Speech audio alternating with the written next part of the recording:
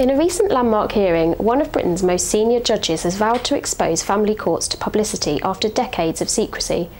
The case arose from an attempt by Staffordshire County Council to stop a father whose 4 children had been taken into care from publishing information about the case on Facebook and other web services. A video of his 4th child, subject to an emergency protection order, being removed at birth was widely shared on YouTube after being published by a blogging site, UK Column Live.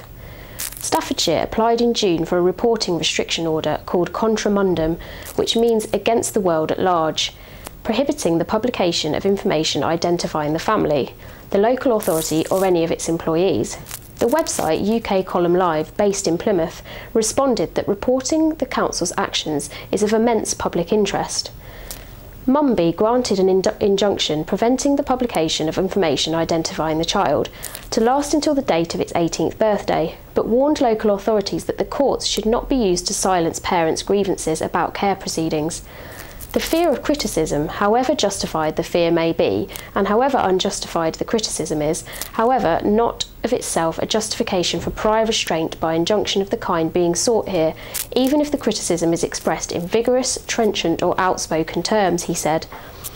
The remedy, even if it is probably doomed to only partial success, is more transparency. Putting it bluntly, letting the glare of publicity into the family courts. Sir James Mumby has said the public should be told what social workers are up to, and parents of children taken into care should no longer be gagged by the courts.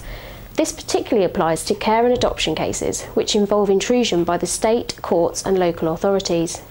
He believes that parents must be given the freedom to criticise judges, the courts and social workers, and the press should be able to report on cases without the interference of judges.